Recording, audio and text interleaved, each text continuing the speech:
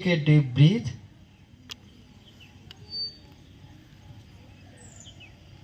Slowly, slowly release it.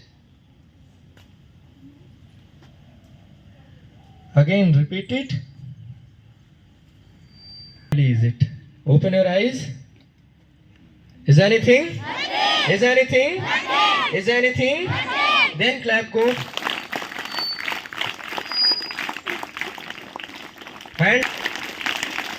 Hands up.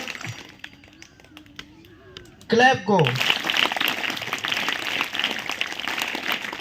लगा देंगे दम, लगा देंगे दम, स्मैसी या खास, स्मैसी it is, स्मैसी it is, स्मैसी it is. Now be the change, be the change, be the change. Hands up, clap, go.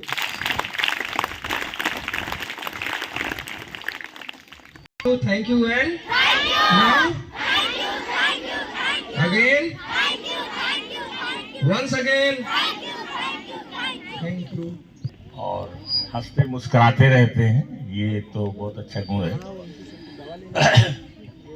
देखिए टाइम कम मिलता है और टॉपिक्स बहुत हैं, सब्जेक्ट्स बहुत हैं पढ़ने के लिए, तो उसका जो भी समय हमें मिलता है हम उसका पूरा सहयोग करें, पूरा उसका सदुपयोग करें। और जो पिछड़ जाएगा वो पिछड़ जाएगा, फिर उसको कोई आगे बढ़ाने के लिए शायद नहीं मिलेगा, क्योंकि सब दुनिया में जो आगे बढ़ जाता है उसी को लोग पुश करते हैं, बकअप ताकि वो जीत जाए, और पीछे रह जाता है उसको लोग छोड़ देते हैं। तो ये दुनिया की रेस है, इसमें आप जितना ज़्यादा अपने को तैयार करेंगे उतना ही ज़्यादा आप सफल होंगे। तो आज कम्युनिकेशन डे है और होस्टिंग का काम कौन करेगा? बहुत ज़रूरी है होस्ट बनना और एंकरिंग करना, ये बहुत ज़रूरी होता है। एंकर अगर कोई अच्छा है तो वो बहुत बढ़िया माहौल क्रिएट कर देता है। तो ये है, और इसके साथ साथ देखिए युग जो आ गया, समय आ गया है, ये आप जानते हैं एआई का ज़माना है और हम लोग तो बहुत पीछे चल रहे हैं। और एआई जो इसने शुरू किया 1955 में शुरू किया था, कितना साल हो गया एआई को जन्म लिए? एआई को जन्म लिए कितना साल हो गया? 1955 में उसने शुरू किया, जब मैं पैदा हुआ था तो उसने शुरू किया। क्या नाम था उसका? हाँ, जॉन मैककार्थी। 1955 में शुरू किया और जन्म उसका 1955 का है। तो इस समय उसका वो कितना बड़ा हो गया एआई? कितने साल का हो गया? 70। हाँ, मोर देन 70। तो 70 साल का हो गया वो, अब जवान नहीं है, बूढ़ा हो गया, अनुभव उसके पास ज़्यादा हो गया। तो एआई के ज़माने में हमें फास्ट रीडिंग करना, फास्ट अंडरस्टैंडिंग होनी चाहिए और फास्ट राइटिंग होनी चाहिए। और ये माइंडसेट बनाइए आप अपना, जब आप लिखते पढ़ते रहिए तो आप बोलते रहिए अंदर से, क्योंकि माइंड आपका फॉलो करता है जो आप बोलते हैं। तो आप बोलते रहिए कि I am a fast writer, I am a good writer, my writing is very attractive, और I understand fast easily, I write fast. क्योंकि पेपर जो होता है हाई स्कूल में, इंटरमीडिएट में पेपर, या जब भी पेपर होगा आपका, आईएएस में पेपर होगा, तो वो बहुत लंबा रहता है और उसको तेजी से लिखना रहता है। और जानते हो कि भारत का सबसे टफ कंपटीशन आईएएस है। नीचे भी है, जैसे आईआईटी मेंस है, ये भी कम टफ नहीं है, और नीट का है वो भी कम टफ नहीं है। नीट को क्वालिफाई करने वाले उसमें से कुछ जब मन करता है तो आईएएस भी बन जाते हैं, IITian जो है वो भी कोशिश, उनका जब मन कर देता है तो वो IAS बन जाते हैं, क्योंकि वो टफ कंपटीशन वो भी है, टफ कंपटीशन वो भी है। तो जब उनको आदत पड़ जाती है सॉल्व करने का, तो कहते हैं जरा IAS भी ट्राई कर लेता हूँ, और IAS ट्राई करने जाते हैं, IAS भी बन जाते हैं। जो भी काम करें हम उसमें जीतने के लिए काम करें, हारने के लिए नहीं काम करें। अरे चलो हो जाएगा हो जाएगा, तो आपका जिंदगी में ऐसे रहे।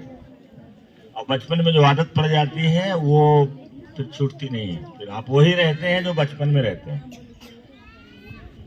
तो हम शुरू करेंगे। अब हम देते हैं माइक किसको? होस्ट को। Who is host? Thank you very much. जोरदार ताली बजाइए साक्षी के लिए। Good morning everyone. I am Sakshi from class 9. I am today's host with my co-anchor Anushka. So without waste of time, let's start this program. So first of all, I want to call from class 8. Riya, give a big hand for Riya.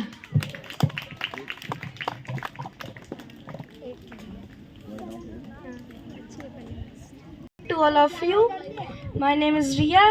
I am reading in class 8th.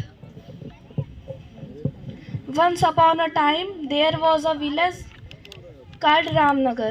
It was quite and large village, and it lay near a wide river.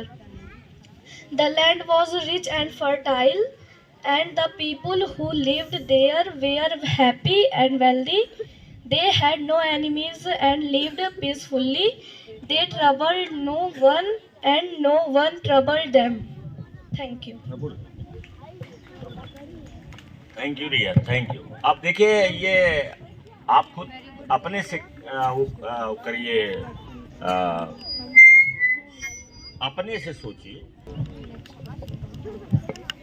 And next person come from class 8, Dipanshu Saini. Give a big hand for Dipanshu Saini. नाम लेते ही कौन क्या? Good morning to all of you. My name is Dipanshu Saini. I read in class 8. 10 minutes away.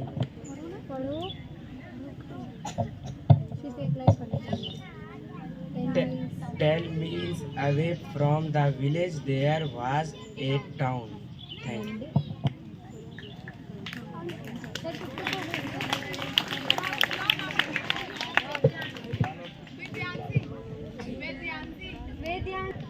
And next person is Vedyanshi. Give a big hand for Vedyanshi.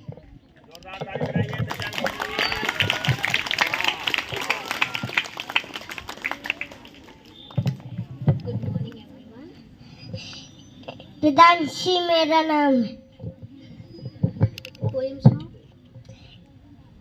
जोनी जोनी इस पापा, जोनी जोनी eating sugar no papa, eating sugar no papa, eating lies no papa, open mouth is ha ha ha. Thank you. Next person come from class 8, Ayush. Give a big hand for Ayush.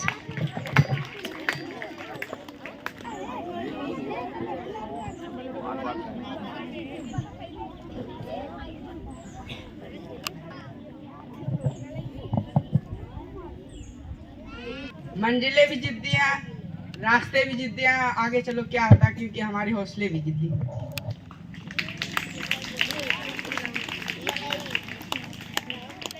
And next person is coming from class 9. Jaya, give a big hand for Jaya. As you all know that I am Jaya from class 9. और आज मैं आप लोगों को एक story सुनाने जा रही हूँ। तो एक कपल रहते हैं, हस्बैंड वाइफ रहते हैं। तो हस्बैंड फार्मर रहता है और वाइफ रहती है वो हाउस वाइफ रहती है। उनके पास 3 पेट रहते हैं, एक गाय रहती है और बत्तख रहता है, और बत्तख रहती है और एक बकरी रहती है, ठीक है। और उनके 2 दोस्त रहते हैं, एक चूहा और एक सांप। उनका एक ग्रुप रहता है, दोस्ती वाला ग्रुप रहता है, ठीक है। तो जब एक दिन वाइफ जो रहती है वो किचन में रहती है, वहाँ पे चूहा चला जाता है। अब वाइफ जो है चूहे को देखती है और अपने हस्बैंड को बुलाती है, अजी सुनते हो? तो वो हस्बैंड आता है वहाँ पे, तो कहता है क्या हुआ? तो कह रही है कि वहाँ पे चूहा है। तो कह रहा है उसका हस्बैंड, ठीक है कोई बात नहीं, मैं माउस ट्रैप लगा देता हूँ। अब चूहा वहाँ पे बैठ के सुन रहा है कि माउस ट्रैप लगने वाला है। अब वो जाके अपने फ्रेंड से कहता है कि तुम लोगों की फील्डिंग सेट हो गई। तुम लोग मतलब लोगों ने कहा कि क्या हुआ, ऐसी कौन सी बात हो गई? तो चूहा बोलता है कि माउस ट्रैप लगने वाला वहाँ पे। तो वो लोग उसको देखते बोलते हैं चूहा तू है, माउस ट्रैप तेरे लिए लगा है, हम लोगों के लिए नहीं लगा है। अब उसे तो बहुत बुरा लगता है। अब अपनी प्रॉब्लम लेके गया, शेयर किया, उन लोगों ने उसका मजाक उड़ा दिया और हेल्प भी नहीं की। फिर ऐसे ही कुछ दिन बाद मतलब चूहा जाके देखता है कि किचन में माउस ट्रैप लगा कहाँ पे है। अब उस एरिया में वो दोबारा कहीं नहीं जाता है, कभी भी जाता नहीं उस एरिया में जहाँ पे माउस ट्रैप लगा है। फिर कुछ दिन बाद सांप जो रहता है, अब वो किचन में चला जाता है, उसे तो पता ही नहीं है कि माउस ट्रैप लगा कहाँ पे है, और उसमें वो फंस जाता है। अब रात भर हो जाता है, मतलब सुबह होती है, फिर वाइफ जो आती है फार्मर की और देखती है कि जो है उसमें चूहा, उसे लगा कि वो चूहा होगा माउस ट्रैप में, वहाँ पे था सांप। अब वो जाती है तो सांप उसको डस लेता है, अब वो बेहोश होकर गिर जाती है। अब हस्बैंड आता है उसका और देखता है सांप है, तो सांप को मार डालता है, उसका विकेट गिर जाता है सांप का। उसके बाद जो है वाइफ को लेके जाके हॉस्पिटल में उसका ट्रीटमेंट होता है। फिर उसके बगल में जो पेशेंट रहता है वो कहता है अगर तुम उसके मतलब बत्तख का खून अगर उसे इंजेक्ट करोगे तो वो ठीक हो जाएगी तुम्हारी वाइफ। अब कोई भी बचाने के लिए कुछ भी करता है। अब वो जाता है, घर पे बत्तख रहती है, उसका भी विकेट गिरा देता है, वो भी चली गई, उसका खून ला के इंजेक्ट कर देता है अपने वाइफ को। उसकी वाइफ घर पे आती है, कुछ दिन ऐसे होता है, उसकी तबीयत धीरे धीरे खराब और भी होती है। फिर उसके जो रिलेटिव्स रहते हैं वो आते हैं देखने के लिए। अब वो फार्मर रहता है, उसके घर पे कुछ खाने के लिए है नहीं, तो फिर वो सोचता है हमारे पास बकरी है, बकरी की बिरयानी बनाएंगे, उसका भी विकेट गिर जाता है, बकरी का भी। अब बिरयानी बनती है, खाते हैं लोग। उसके बाद जो है 10 दिन बाद वाइफ की भी डेथ हो जाती है, अंतिम संस्कार हो जाता है उसका। अब उसके बाद उसका अंतिम संस्कार करने के लिए पैसे तो चाहिए, फार्मर के पास पैसे तो है नहीं। उसे याद आता है मेरे पास तो गाय है। अब वो गाय को बेचता है, जो पैसे आते हैं उससे उसका अंतिम संस्कार करता है, ठीक है। और ये सब होते हुए कौन देख रहा था? चूहा देख रहा था। ऐसे ही हमें एक सोसाइटी में रहते हैं जहाँ पे हम लोग एक दूसरे से इंटरडिपेंड रहते हैं, किसी ना किसी चीज़ के लिए तो रहते ही हैं। तो अगर कोई आपके साथ अपनी प्रॉब्लम को शेयर करता है एज ए ह्यूमैनिटी बेसिस पे, आपका ये फर्ज बनता है कि उसकी हेल्प करे। ये नहीं कहें कि ये तुम्हारी प्रॉब्लम है, हमें क्या। एंड आप लोगों को तो मॉरल ऑफ द स्टोरी पता ही चल गया होगा क्या है। Thank you.